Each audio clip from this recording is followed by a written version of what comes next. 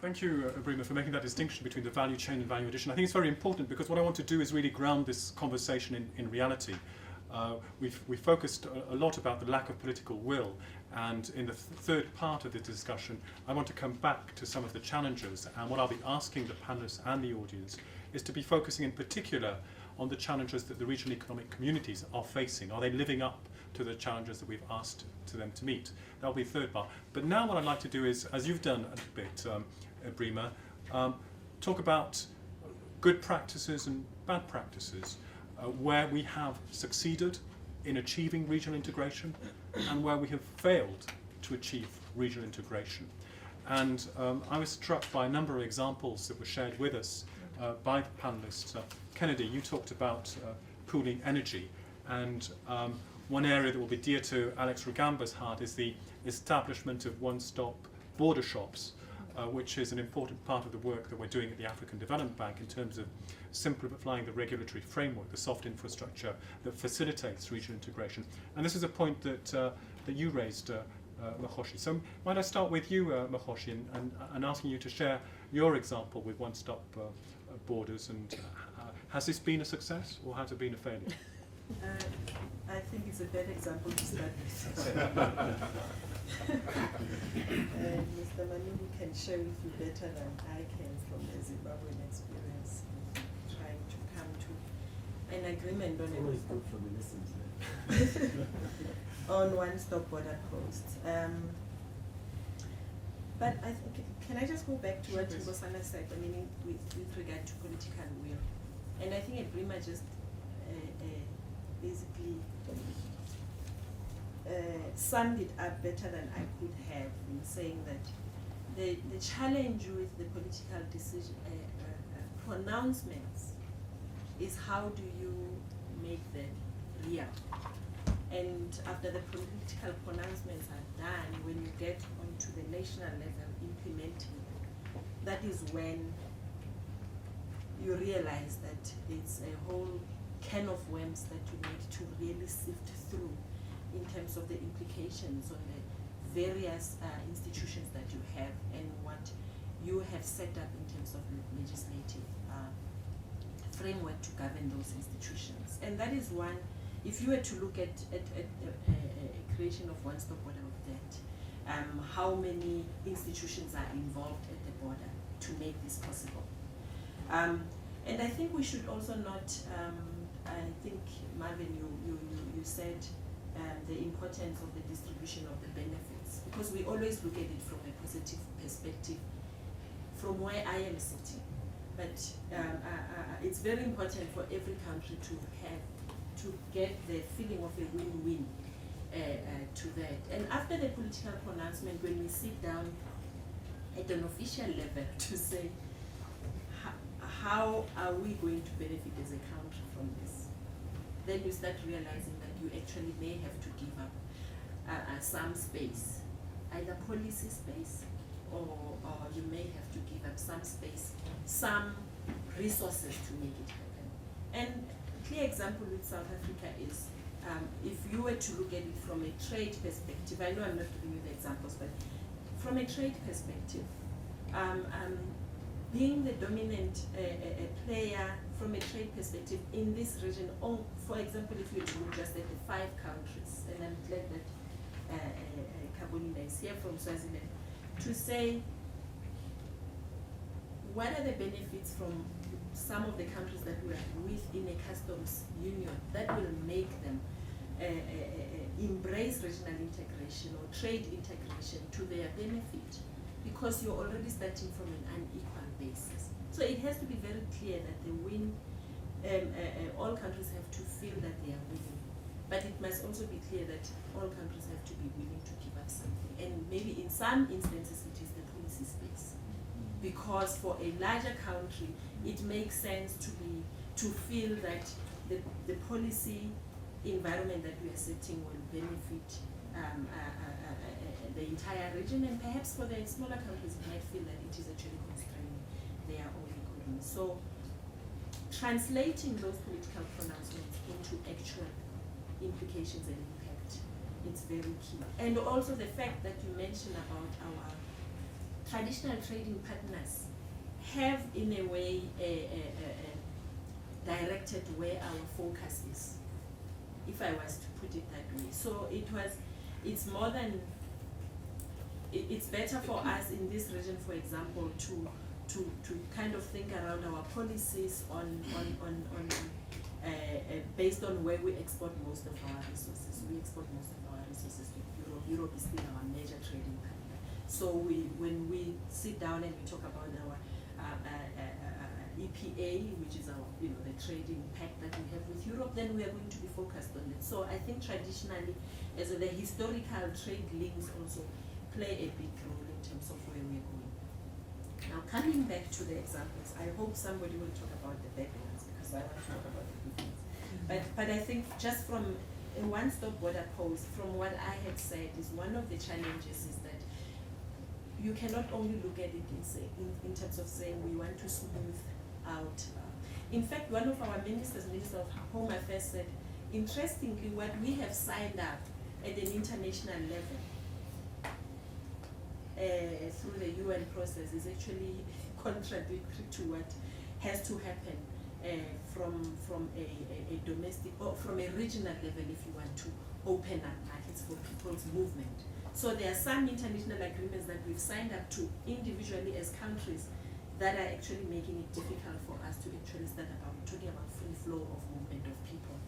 Because from an immigration perspective, there's an implication on that. So I agree with you that maybe you have to look at it from an issue to issue point of view, because maybe when you look at it at a macro level, it doesn't make sense. But I think the fact that there's multi-agencies that are involved in making the one-stop border post, and what the implications are to the legislative process, and just makes it much more difficult to even comprehend. But I think the good part about it, or the good thing about it, is what we're starting to talk about, the role of the private sector in making this possible, and the role of technology in making this possible. I mean, I still don't understand why between Lesotho, Swaziland, South Africa, Zimbabwe, Botswana, we have different IT systems at the borders. It just doesn't make sense. And that is something that you can buy off the shelf, or you can say, yours is much more developed, so let's all use yours as a system to account for the movement of goods. Different custom systems, between Swaziland and South Africa, different system of monitoring for people's movements, all of this, and this is a platform that you can get off the shelf. So it's really actualizing those things that are done at a political level, domestically, to make them happen. And I think we have the benefit with IT that we can start to make those things real. I know, as I said, the one-stop border post was not a good example, but also the importance of infrastructure, because I think the private sector is the one that is pushing us to move more, because it is actually affecting them a lot. The fact that the trucks get stuck at Bank Bridge for much longer than is acceptable is what is going to push us from the legislative side to make things happen. But I'm just saying that deep down, when you start opening up our legislation, it is so much linked to trading with the outside world than trading with us, and changing that legislation to make it. One other example, that people have said in the public space, to say, how do we finance these regional projects? Because financing, while we all think that we've got a lot of funding, it's still a challenge. And so if you were to say, for example, introduce a levy on the road like we have here in South Africa through toll roads, that can fund the building of this highway systems that go into the system, into the other countries. What kind of obstacle do you reach on the other side of the country that will enable the tolling? So the principle of tolling, is it an accepted principle in South Africa? We're still questioning it. But there are initiatives and possibilities that we can. I just think that historically, we're still a long way to go in terms of fixing our own legislative processes to enable this to happen. And perhaps that's where we should start. Thank you very much. What I take about your very interesting intervention is some of the very real and practical difficulties that are entailed in crossing any border in Africa. And I just want to support that view, just to draw one example from a recent publication that we produced with our colleagues from ONRI that illustrates this difficulty. It's comparing two countries, Burundi and Denmark. Now, in Denmark, 3 documents and 2 signatures are required to complete the requirements for shipping cargo abroad, Denmark. So 3 documents, 2 signatures. In Burundi, the same process requires 11 documents, 17 visits to several offices located in different areas, and no less than 29 signatures. That's just to cross the border. Where a Danish exporter needs 5 days to complete the documentation, process and prepare a container for shipping, an exporter in Burundi needs an average of 67 days to move goods from the factory to the ship. That's the reality that we're talking about, one-stop shop. But Simon, can I yes, just please. to stop right there? Yeah, please do. So what do we think is behind this? Microphone. What do we think is behind this? You see, I think the diagnosis is so critical.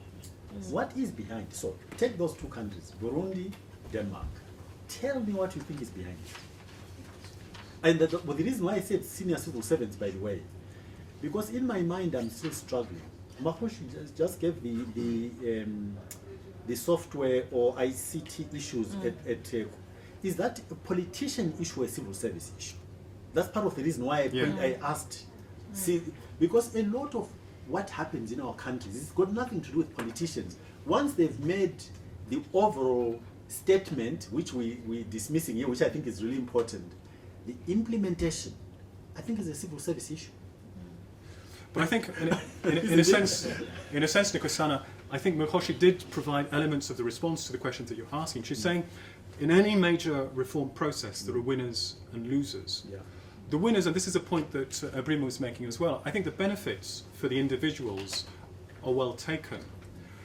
The losers, what I take from the comments that Mahoshi was making, is there is a sense that the political space, which is the words we were using, the political space is shrinking. So aren't we not in a situation where it might be in citizens' interest to achieve greater economic integration, but possibly not in politicians? So I don't want to dominate this, but let me again take your example.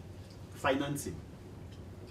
Somebody here mentioned that the inefficiencies at borders cost a lot of money, real money. So if I'm a trader and my truck is stuck for 5 days at $300 a day, that is a lot of money.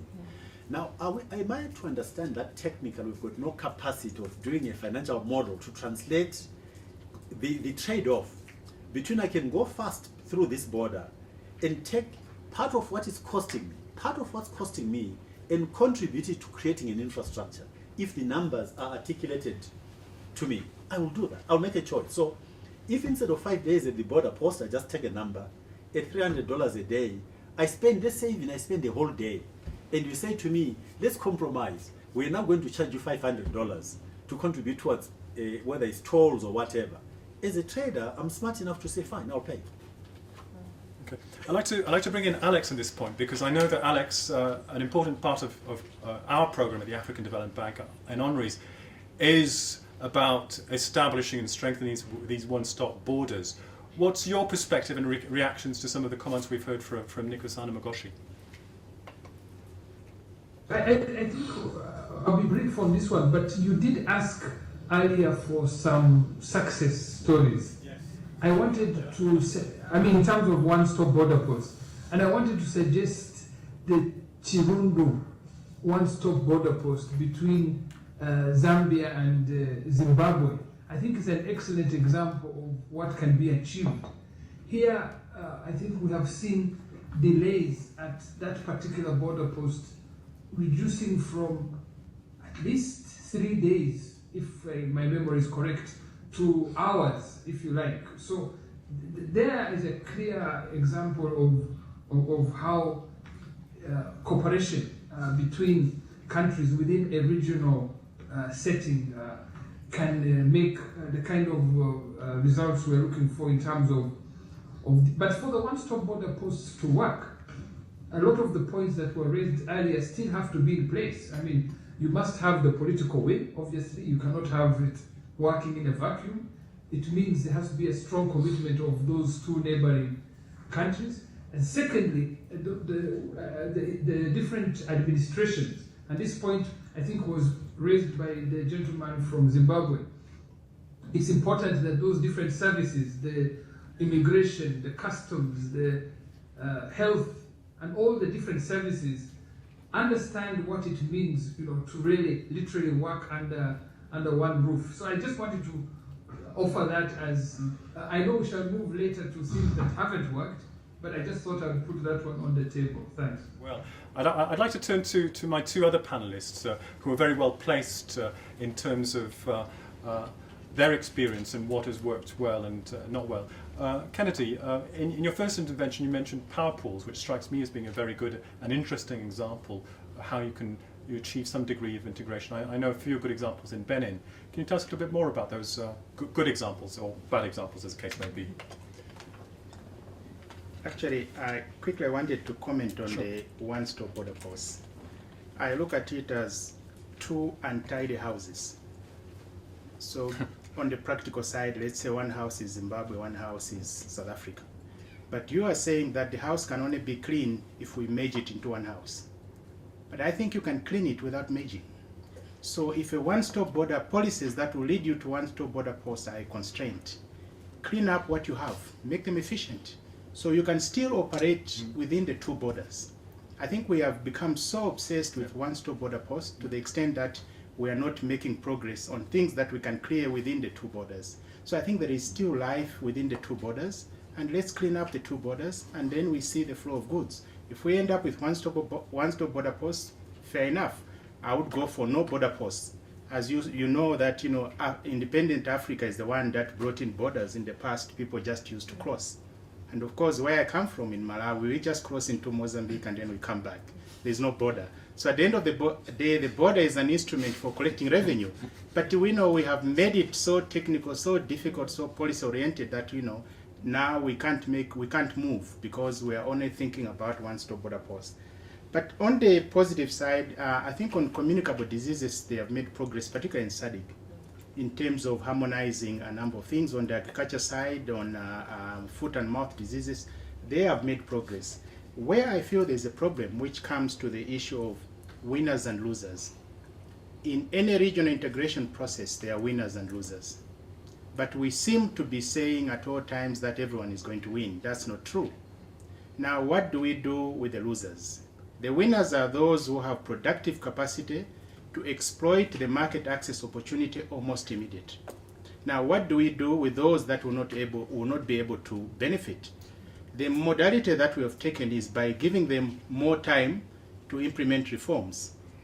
I think that should not be the solution. If we look at Europe, other than the euro, the issue of cash transfers to assist countries, the least developed European countries, to beef up their productive capacity, I think that's a modality we should follow. Now, the modality, the negotiating mechanism itself of free trade agreements is based on a mercantile approach. You open, I open. But I think if we have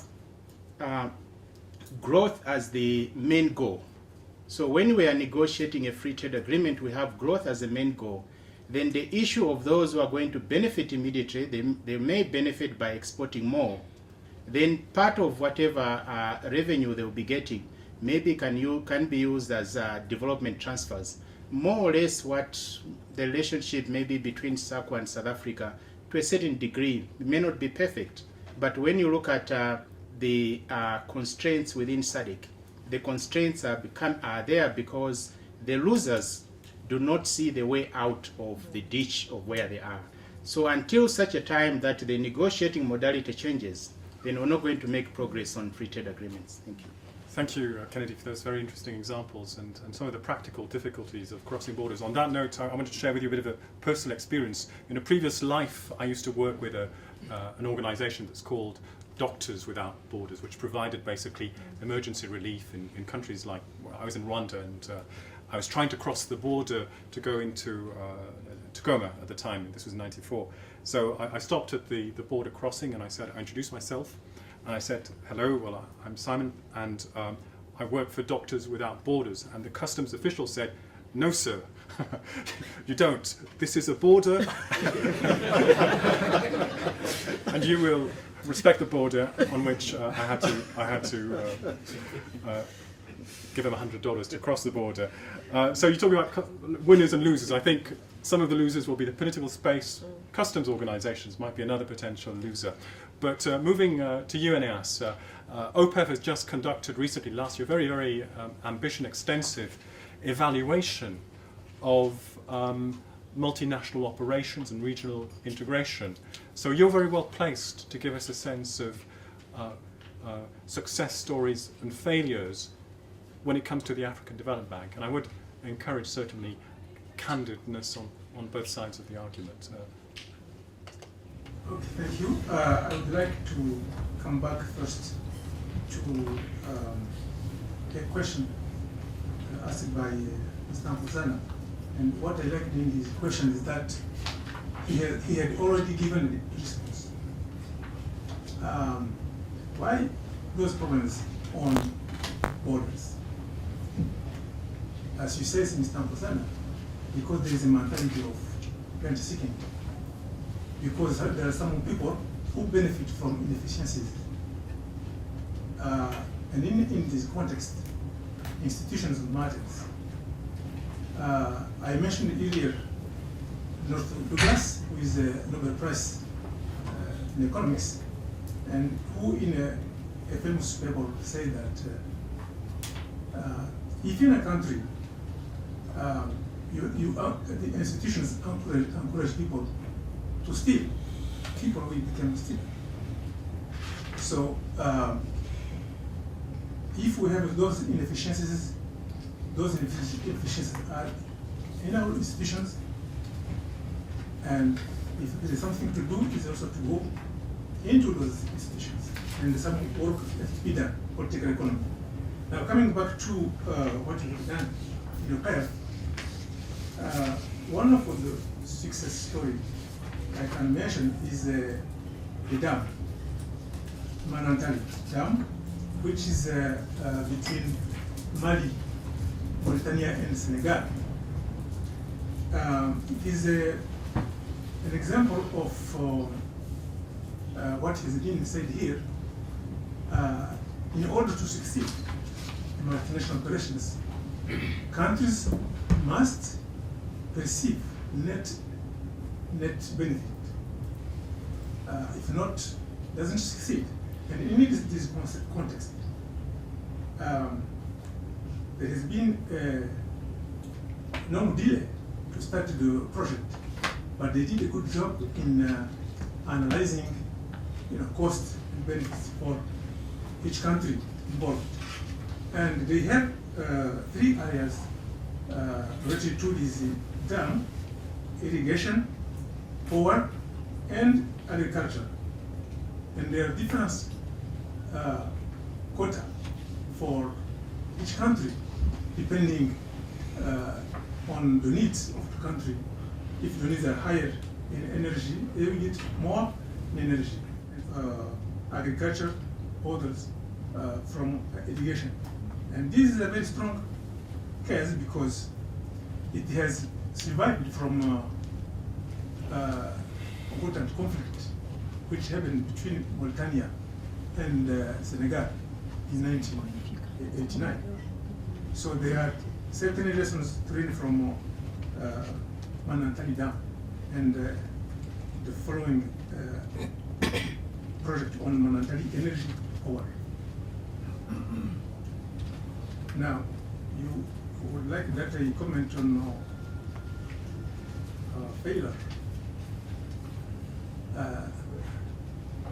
Surprisingly, we carried out only three projects in infrastructure, and all those projects were successful.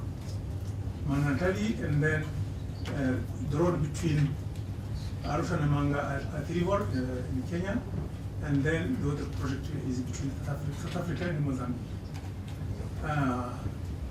Still, the success, the source of success, was really the perception of government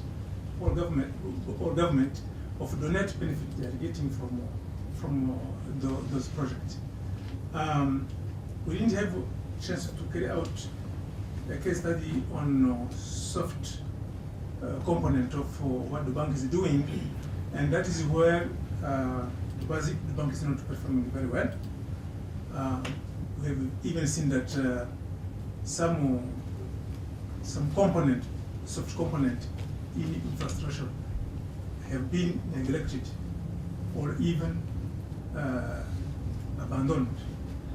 And one of the recommendations we made in this report was to think more about what the bank can achieve in this area of soft component, which is actually is more complicated than infrastructure, where if they have good trained engineers with good experience can do really a good job. We've heard some very, very interesting exchanges of views on regional integration, and I really want to hear from you now on your experience on it and any comments and reactions that you've heard. I'll take a comment from Peter. I know you had your hand up before and I didn't give you the floor, and then Henrik. Well, I just want to mention a project I was personally involved for over 6 years, the Nigeria-Cameroon Transport Facilitation Program, or also known as the Nigeria-Cameroon Highway from Enugu to Bamenda. This project was prepared from 2005 to 2007, approved 2007, and is still ongoing. Now, what was achieved so far? There are the infrastructure components, essentially the road components, road construction rehabilitation components in Nigeria, implemented by the Ministry of Works in Nigeria, as well as the same components in Cameroon, implemented by the Ministry of Works in Cameroon. And there are the joint components, a joint border bridge over a river, and a joint border post, or one-stop border post.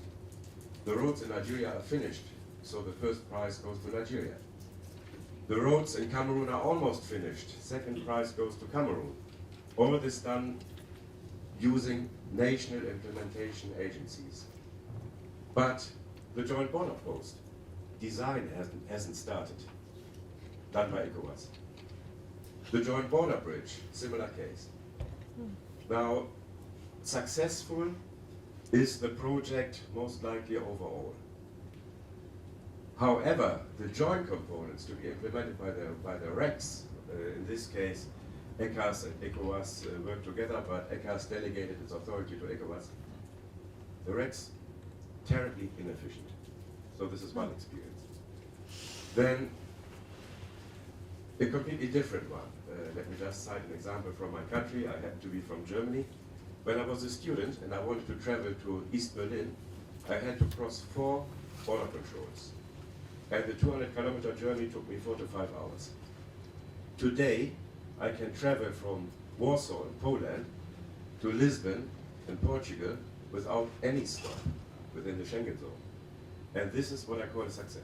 Thanks. Thank you, Peter. Just on the point that you're making about joint borders, what struck me, what Kennedy was saying earlier on, he said this is a bit of a provocative question. Rather than trying, there is a lot of room, he said, for putting our house in order before we even attempt joint border posts or unions, etc. And judging by what you've just said, and I'd like a reaction from you, it sort of suggests the same thing, that there is efficiencies to be gained in sorting problems out bilaterally rather than pooling them together and trying to join them, which makes things quite intractable. Do you have any experience you want to share us on that, or views on that particular position? Let's say if the project had been differently designed, that is, if the joint components, the joint border post, the joint border bridge had been implemented by both countries together, I'm sure they were there today. But we've also got a successful project from the same region, part of the West African Power Pool, an interconnection between Nigeria and Benin, a project which was implemented within a very short time without direct involvement of the REC. Thank you, Simon. And also picking a bit on what Marvin was saying, before joining the bank, I worked about 10 years for the Inter-American Development Bank and working basically 10 years in Central America on regional integration issues, more in the environmental field. And I think that's one of kind of a success story, I must say. I mean, they have a pretty good sort of regional, economic community, I guess you can call it, and they have a specific commission, for environmental issues. So you were saying, Marvin, that sometimes there can be difficulties in working together because the standards are different in the countries, and on some issues you don't really progress. But at the same time, in my experience, regional integration can really also help to raise the bar in the various countries, and harmonization can actually help to improve, the standards. So one of the things that was important there was, one was to have this sort of strong regional integration body, and also that body really coordinated basically a lot of the donor interventions, because if one country has very low standards, and for example in Guatemala you have to raise the standards, that requires support and technical assistance. So really harmonizing all of that support for regional purposes was quite important. So I think there's lessons to learn from there. Mr. Chairman, I wanted to come in earlier after Mr. Kosana spoke about the issue of political will and the actual impediments to regional integration. And I work in the bank's regional integration department, and I've attended a number of summits at regional level. I know you're coming back to the issue of regional organizations, but I'd like to bring this issue up, because if we talk about political will being there and the pace of integration being slow, what is the real reason why the pace is slow? And in my opinion, I mean, if you go to any summit of regional economic communities, I mean, these are important, these are the building blocks for integration in Africa, as we call it. The resolutions that are passed at summit by heads of state come from technocrats. So you have meetings of senior officials who are pretty much the PSs and the directors. They discuss the agenda to be submitted to ministers, who then adopt the agenda to be submitted to heads of state. So whatever the heads of state agree on actually is coming from technocrats. I don't think heads of state bring up their own agendas. I'm sure they have a contribution. So the question is, if the pace is too slow, I think the back rests with the technocrats, because they're not bringing the real issues which they understand better, I would like to believe, than politicians.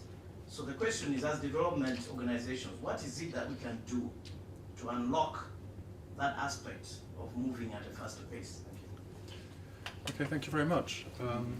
Let me turn to you, Nikosana, with a bit of a provocative question. If you were a politician and you had it your way, what would you do to help us move things forward? I'll be asking the same questions to the other panelists and concluding with Alex. So very much interested, and particularly the point about the role of private sector. Yeah. Can I just pick up a couple of threads which I really liked, and one which I would like to caution. I really liked Kennedy's observation about border posts. Yeah. That instead of getting fixated on one border post, let's make those that are there actually work. Yeah. And I think that particular approach would imply that even in terms of how our countries work, before you worry too much about forming a club, the rules of the club should be, you don't qualify to get into the club unless you've got a certain minimum level of performance in your own country. And I think once we do that, we're not going to have people or entities that are a drag on the club's aspirations. I think it's a fundamentally important issue. I think in Africa we tend to be socialists. We want everybody in the tent first, as opposed to saying only those who qualify and are worth it should join the club because they can perform above a certain level. And I would apply the same thought process to the regional entities, incidentally.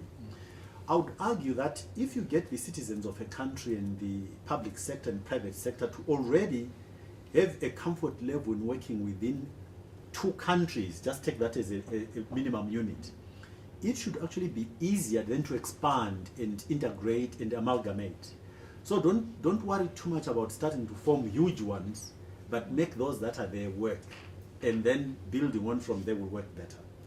My question is on the issue of benefits. Again, I'm not an economist. I think it's Rakesh who says that the benefits, there are no losers. It could very well be true, but I think those of us who are numerate, or the rest of us, a clear demonstration and quantification of those benefits. Point number one, in absolute terms. Point number two, we need to be able to explain, because there is a bit of a trap here. Often human beings don't react to absolute issues. They react to relative issues. In other words, if I'm paid a salary, I don't care that I'm paid a salary. I care that you are paid more than I'm paid. Do you understand that? Okay. Therefore, you actually need to be quite careful to demonstrate that incremental value to the least benefiting member is still better than not being part of the process. It's a completely different ballgame, and we need to take time and be patient and explain it for those who are in that category to understand and then believe and take it up. If we don't, they are going to say, if you're benefiting more than me, even if I'm benefiting, I don't want to be part of the club. And yeah, so we just need to make sure that we get that right. Now, moving to the private sector, there are some things which by now are accepted, i.e., the partnership between the public and the private sectors is a must in terms of economic development. It's an absolute must. But again, I think there is a catch. I want to pick up from what Ebrima said about the ASEAN region. The ASEAN region, in my observation, is very, very different, especially from Southern Africa, because of historical issues. If I go to Germany, if I go to Japan, if I go to France even, and the UK, it's easy for me to define country X incorporated. In other words, where the public and the private sectors understand their partnership. Our history, and I think that's the case with the ASEAN region. So don't fall into the trap of saying the private sector is driven the agenda. It's only been possible because of the alignment between the public and the private sectors. That alignment is not there in most of African countries because of history. What do I mean? In most of our countries, especially in Southern Africa, before independence, the public sector fell into the camp of the enemy. Yes. We were socialized. We internalized the socialization which said the private sector has to be fought because it's part of the enemy. Then we crossed the independence line. That socialization was not addressed explicitly. A lot of our public sectors today, when you observe the way they legislated, the way they behave, the bureaucracies, they still treat the private sector as an enemy. Yeah, it's fact. Okay? And therefore, achieving the alignment, again, we can go on what truths private sector contributes and what does it mean at a practical level. There is an emotive issue to address here. For people to understand, we've now crossed the line of fighting for freedom and what have you, and where the private sector was in that side of the struggle. Now we need to embrace the private sector and create a level of trust which allows us to articulate an agenda for a country to start with, which is absolutely aligned between the two sides. And I don't think we are there yet. On those words, I'm going to put the same question to Kennedy. So if you were a politician and you had it your way, where would you start? Yeah, I wish I had an absolute way. Then it would be easier to implement. But the context that we're operating now, it's a context of democracy. And the political cycle, it's a cycle of a 4-year cycle. So the top politician is looking at what can be delivered within the 4 years. So we should not separate also that aspect to the issue of regional integration and the issue of benefits. Now, going back to the issue of the regional economic communities, I think all things considered, they have done as much as they could, considering the institutional capacity and the governance structure of our regional economic communities, particularly in the Southern Africa region. If you take an example, if you are complaining about capacity, yes, we are benefiting from having 3-4 senior officials from government. The recruitment process of SADC, it's not an open one where they advertise in the newspapers. You have to apply through the government. So you are by doing that, you are restricting the extent of the skills that would come into the secretariat. So when we complain about the capacity, it's the governance structure and how they are recruiting their staff. So at the end of the day, we are saying based on what we have and the processes that SADC has followed, then that is what we should be expecting. Now, what role should SADC play? SADC should be playing the regulatory role and the convening one, where they have a convening power. But in terms of implementing projects, I think what we need to focus on is building the capacity at national level, because all projects at the end of the day are implemented at national level. On the regulatory side, because you want harmonization, then you can use a SADC platform to be able to harmonize. Whether the bank can take that role, it's very difficult, because the bank is not a political institution in the region. So that should still be, that mandate should still be with the leadership should still be with the SADC Secretariat, whilst the bank is providing the technical support. Of course, the bank has focused more on infrastructure, which we have done very well. But on the policy side, we have been very weak in terms of assisting, coming up with regional policies, whether there are policies coming back to the issue of the power pool, how we bring in independent power producers to feed into the national grid and then to be able to sell to the power pool. So maybe that's an area there where the bank can come in. Another area where the bank can come in, and the bank is thinking about it, probably the issue of enhancing the role of the private sector within also the SADC Secretariat. What is happening, particularly in this region, the private sector is not waiting for the bureaucrats. Like SADC has not negotiated an agreement on trade in services, but the private sector is already operating in the region. So if the bureaucrats are going to be slow, the private sector will overtake them as they usually do, and we're doing catching up with the private sector. So the regulator aspect is where I think as a bank we've been very weak.